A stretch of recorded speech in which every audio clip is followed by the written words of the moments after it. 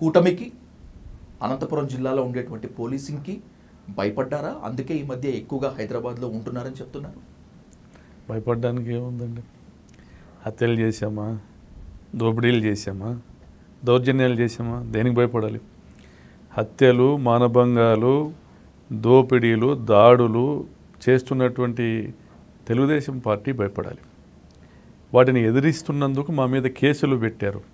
కేసులు పెట్టిన ప్రతిసారి హైకోర్టుకు న్యాయం కోసం వెళ్తున్నాం. హైకోర్టు నుంచి స్టే రావడము లేదా బెయిల్ రావడము వచ్చిన తర్వాత మళ్ళీ ప్రజల్లోకి వెళ్తూ ఉన్నాం, మళ్ళీ ప్రశ్నిస్తూ ఉన్నాం. ఎక్కడ కూడా ప్రభుత్వ దురాగతాలను ప్రశ్నించడంలో వెనకడుగు వేయడం లేదు.